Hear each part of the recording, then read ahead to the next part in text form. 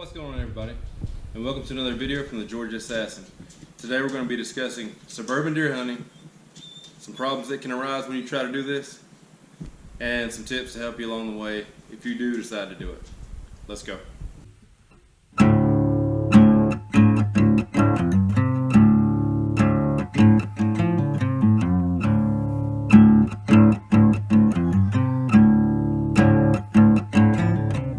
Alright, so you put your camera back there.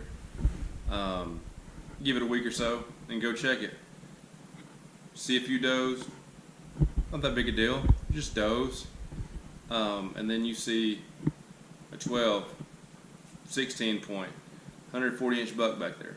Now all of a sudden you went from, there's no way I'm gonna go through this trouble over a doe. And then you see a 140 inch, 150 inch, 12 point behind your house.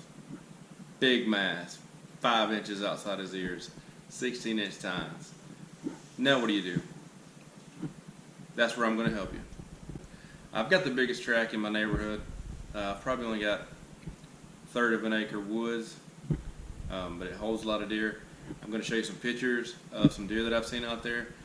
We're going to talk about some of the problems that I've had, and I'm going to show you how my equipment has adapted to this situation. Alright, compound bow hunting in a subdivision. As we all know, compound bows are fun, they're a blast, it's extremely sporty to use compound bows. I love my compound bow, but in a neighborhood, I would highly recommend that you shoot a crossbow for several reasons. One is you've got the scope, you can see through the thicker stuff fairly easy. That goes in general. But specifically subdivision, if a deer comes in and say you're in a climber, and he comes under you, and you shoot downward on him, if it's the only shot that presents, I mean, I've took it a bunch of times, you're going to hit that heavy rib cage up high towards the backbone. And if you don't pass through, then what are you going to do? Compound bow is going to slow down a lot. Powerful crossbow, not so much. I mean, you still stand the same risk, but you can't prepare for stuff like that. I mean, it's the only shot you get on a 150 inch deer is at a 10-yard straight down shot. Do you take it or don't you take it? I've took it several times. Compound bow, like I said, it's fun, but it's not as effective. And I say it for the whole thing about it is the knockdown punch. Now, for those of you who watch my videos, you've seen my bow. I've got a carbon cure. I've got multiple bows, but I like my carbon cure. It's a powerful bow, shoots fast. And I've took deer with it. I've taken deer with it in the woods behind my house, in my backyard, with no problems. But I've also hit high on a deer. I mean, we're not going to take a shot at a deer unless we're good with it. We all know that. We're all proficient in the use of our bows. We practice. However, losing deer is not commonplace for bow hunters, but it happens. We know that. You would never squeeze that trigger if you didn't feel with 100% certainty that you were going to hit that deer in that exact spot that you were aiming at. Unfortunately, we all know that doesn't necessarily happen. Next thing I want to talk to you about is hunting method. How do you plan on attacking those deer when you see them? I'll be honest with you, I've done it on the ground. Scared me after the fact. There are houses, there's nobody within my shot range. I was clear when I made my shot, the one I did kill on the ground. But it's still dangerous, and it's kind of controversial. Nobody wants somebody hunting in the woods behind their house, even though it may be legal. It is here in Georgia. So I prefer to go up in a tree, 15 foot. I don't go too high here or any neighborhood that I hunt because of the trajectory. I mean, I don't want to be here. 9 times out of 10 the deer are going to be close to you because the woods are so thick, especially early season. So I go about 12, 15 foot. That's it. So I get a better angle. Because normally I know exactly where the deer are going to be. Blind would work, but using a powerful crossbow, if you're talking 150 pounds to 185 pound draw crossbow, you're talking a lot of velocity. And I recommend the Crossbow for subdivision hunting for that velocity, that knockdown power, because you need to pass through and inflict as much damage as possible. Now when I go to the big woods, that's what I call it when I go hunt on 100 acres, 10 acres, whatever, not in subdivision. I use different broadheads than I use in subdivision. I bought specific broadheads to hunt in my neighborhood. You have to. I've got the biggest cutting diameter that I could find at the time, which was about 2 years ago. It's a dead ringer trauma. It cuts 3 1/8 inches straight through. On an angle, you'll get closer to 5, 5.5, 6 inches. So yeah, I changed my setup depending on my hunt, and I recommend you do the same. No matter how much you think you can wait it out, I've never been able to do it. If you hunt in the afternoons, the deer are going to come out right at dark, like they do anywhere else, and you're going to shoot one, and you're not going to give it that hour. I always give it an hour. That's my rule. 30 minutes to an hour if I don't see it fall. And usually with the dead ringer traumas, in my experience, I have seen 95% of the deer fall within 20 yards. But that depends on shot. So if you're going to do it, you need to use the biggest broadhead that your weapon can push through a deer. Period. Most damage possible.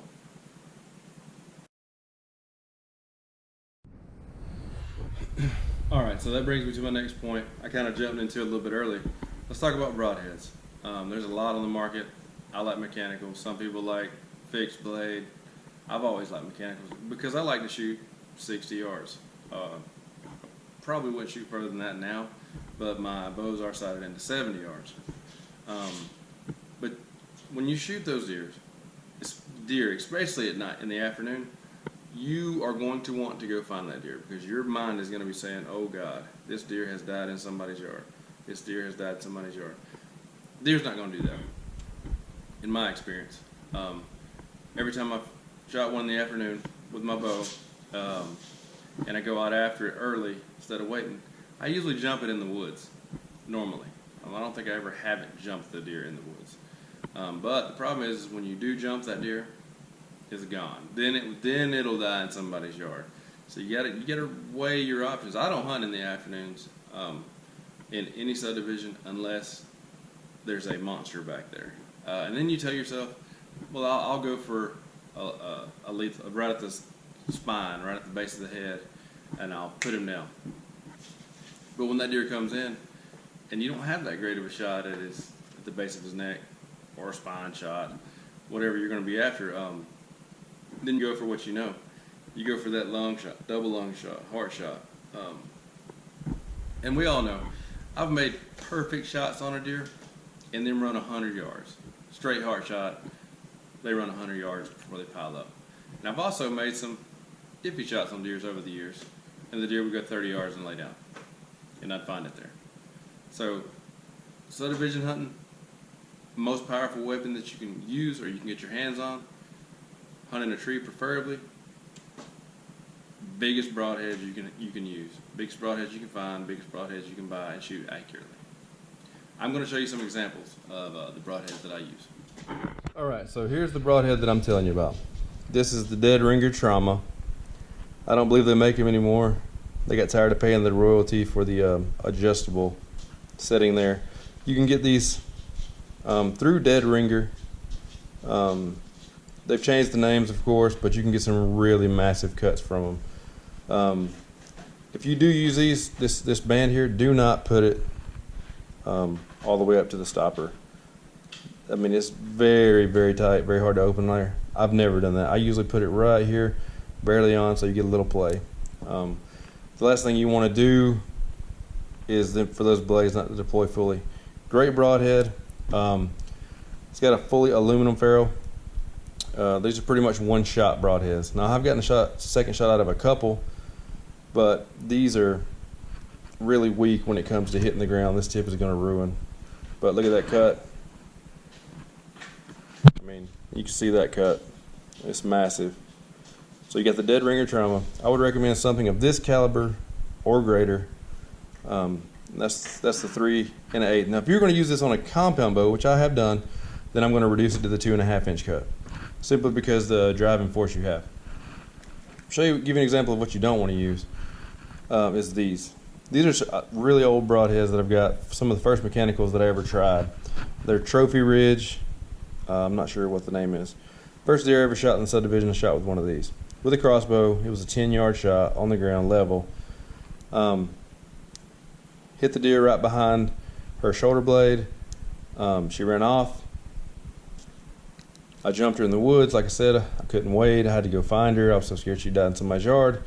So I went to go find her. These are only like 1 inch and 3/8 cut. They damage your arrows badly too. I've always tried to use some kind of collar to stop it from, messing up my arrows.